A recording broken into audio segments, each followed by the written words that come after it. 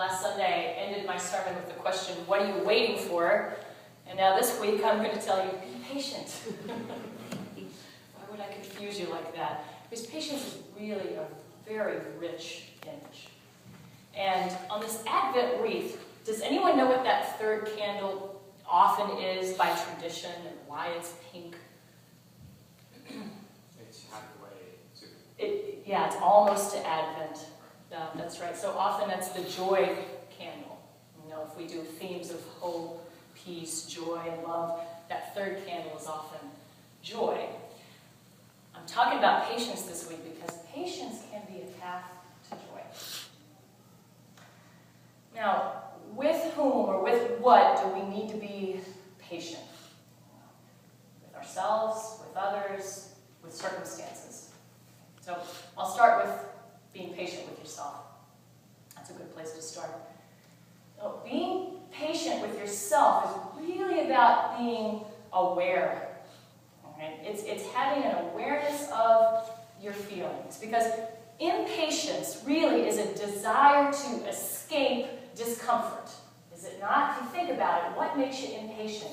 It's if you're feeling discomfort and you just want to run away from it, make it better, not have to feel the uncomfortable feelings that you're feeling.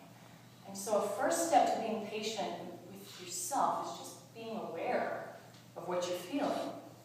I heard a story, a friend told me this story that her friend had told her. She was having a stress test, and they had to inject some sort of chemical, I'm not sure exactly why, but they warned her that she was going to feel very anxious for several minutes while this chemical was coursing through her bloodstream.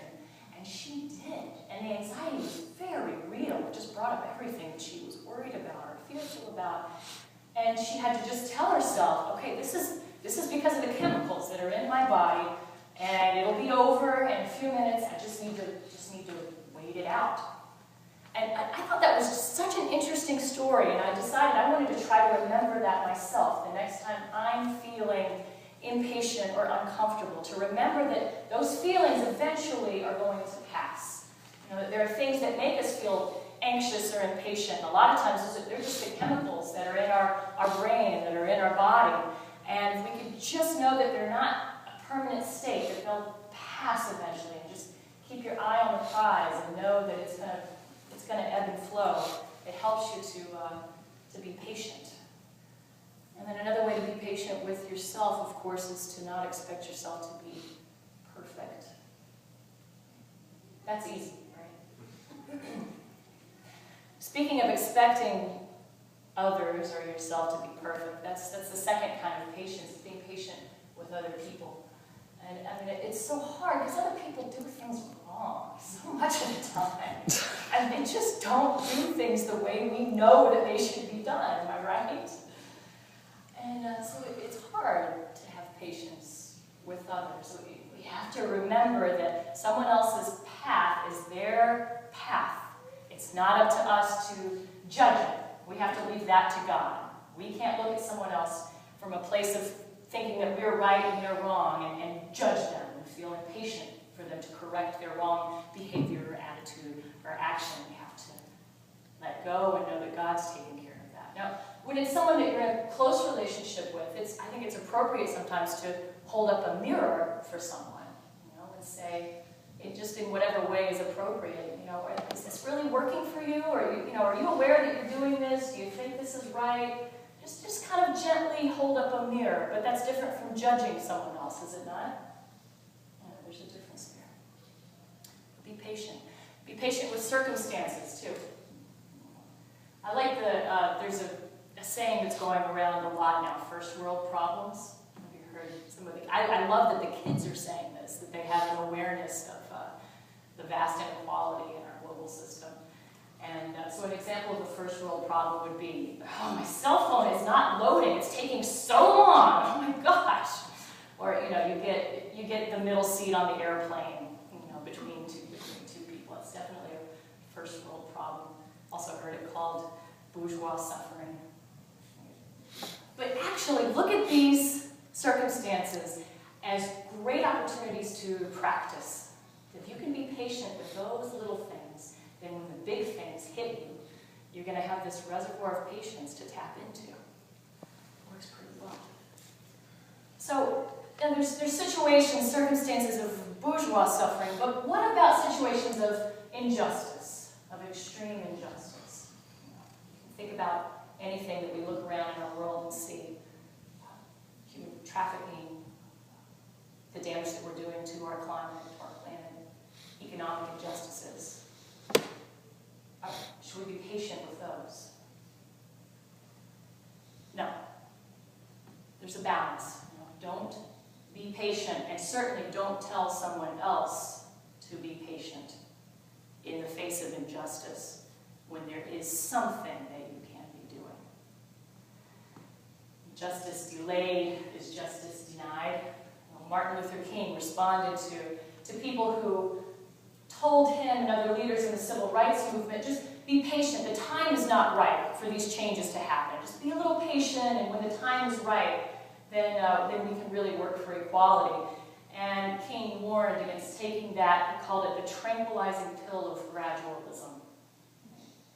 So there's a time and a place to be patient or not. Malcolm X put it even more starkly. He said, you don't stick a knife in a man's back 9 inches and then pull it out 6 inches and say you're making progress. So what about injustices that seem insurmountable, that seem too big for us to even make a dent in? I remember a conversation that I had with a mentor 15 years ago by now, and I was struggling with being a part of the United Methodist Church. And this won't be a surprise to most of you here, but I was very angry with our denomination's stance toward homosexuality. Our official stance of our denomination still is that homosexuality is a sin. Right? And the official stance of our denomination still is we don't uphold gay marriage, we don't allow openly gay clergy to serve. Now there's a lot of resistance now, but 15 years ago, I didn't see as much resistance, and I really wasn't sure that I wanted to be part of this denomination that was committing such an injustice, in my opinion. And my mentor said, look at it this way. When students of history study our time period, they're going to see that there were people who were working for change, that there were people who were courageous enough to stand up for what they believed in. And do you want to be on the right side of history? And I thought about that. I can maybe be more effective within this denomination than I could if I left it, and became UCC or Unitarian or some other denomination that's already figured this stuff out. Do I want to be on the right side of history, at least, and be patient for this change to come gradually, all the while taking whatever actions I can.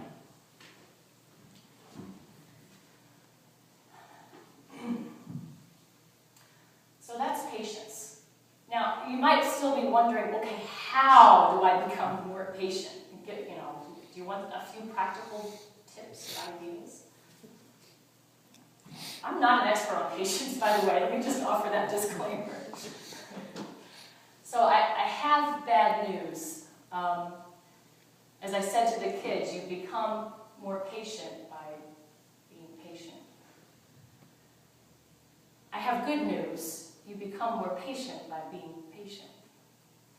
It's like a muscle. The more that you exercise it and use it, the stronger it becomes. The more you practice patience, the better you become at it. That's why the saying is patience is a virtue. Notice it doesn't say patience is a value. The difference between a value and a virtue is a value is it's a belief, it's an idea that you ascribe to. Right? A virtue is an idea that you ascribe to and follow with your daily habits. So a virtue is a value that's put into practice with your everyday behaviors. Does that make sense, the difference between a value and a virtue? So that's why patience is a virtue. It's something that you practice with the choices that you make. And so how do you practice? As I was mentioning before, a big part of being patient is awareness. So next time you're impatient, ask yourself, what am I feeling right now? And what triggered this feeling? And because patience is really a secondary emotion. The primary emotion that leads to, impatience is a secondary emotion. The primary emotion that can lead to impatience might be feeling ashamed. Something might make you feel ashamed, and so you jump to impatience because you just want to get out of there. It might be sadness. Something might be making you feel sad and you are uncomfortable with feeling that. Certainly, powerlessness can push you into feeling impatient. Which leads me to the second point that I want to make about how you practice patience, how you become more patient, and that's trust. So if you think about it, you're impatient when you want to control a situation, right? and you can't. Right? If you want to really have control over the outcome of something, and it's just not working for you, then you end up struggling with feelings of impatience. I notice that on a daily basis. If I end up having to spend a long time on the phone with Verizon Wireless or something, it makes me so impatient because I worry that it's going to take away from other things that I need to be doing. I want to control how I'm using my time. And I have to remember, right, I'm going to accomplish the things that God wants me to accomplish. Right now I have to take care of this. So it's an exercise in trust, actually. Patient. I think about two characters from the Christmas story, Mary and Joseph. They didn't know how the whole thing was going to turn out.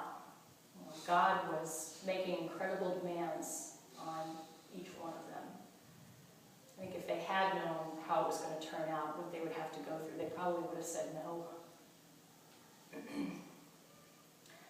And yet they were able to surrender their desire to control. They were able to be patient and trust in God and see how the whole thing was going to turn out. The words of Mary are remarkable to me. When Mary learns what's going to happen, she's going to bear this child. She's only engaged to Joseph so far. She doesn't know how she's going to be taken care of or what's going to happen.